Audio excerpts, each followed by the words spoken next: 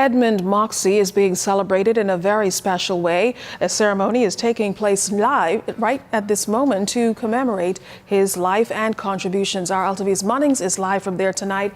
Good evening to you, Alto.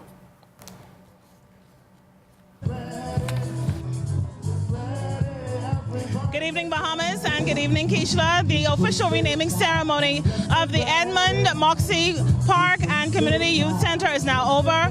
Right now, officials, including Prime Minister Dr. the Most Honorable Hubert Minnis, is touring the community center. Officials have come here from the government, civic society, as well as the religious community, friends of Edmund Moxey, and just supporters of this general area. To give you a better insight on Edmund Moxey and his contribution to this area is one of his friends and a gentleman who's been a friend of Edmund Moxey's for his entire life, Leslie Miller, former politician and former cabinet minister.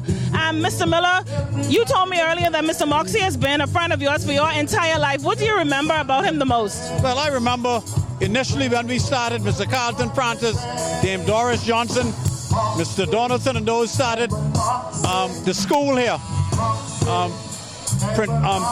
Jordan Prince William, right opposite BEC. He was one of our first teachers. And, you know, we became friends. He's a family member, actually, on the Lockhart side, which is my mother's side. And Mr. Francis I was one of his proteges. And we jacked together all the time, Mr. Francis, Ed, Mr. Davis from Fox Hill. And I was a young fella, and I used to jack with them because of Mr. Francis.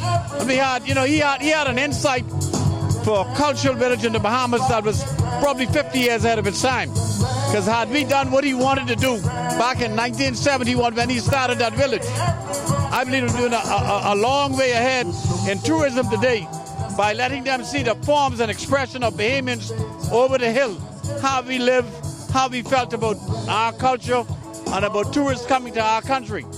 Unfortunately, it was not to be, but his legacy, I believe, would live on in infamy because he did a wonderful job in advancing the lives of the ordinary Bahamian over the hill, and he loved his over the hill community, as you can see. So I think that's honor tonight is fitting of someone who's really deserving of such an honor. And I just want to say to all of his family, congratulations. He did a wonderful job on all of our behalf, and may his soul rest in peace.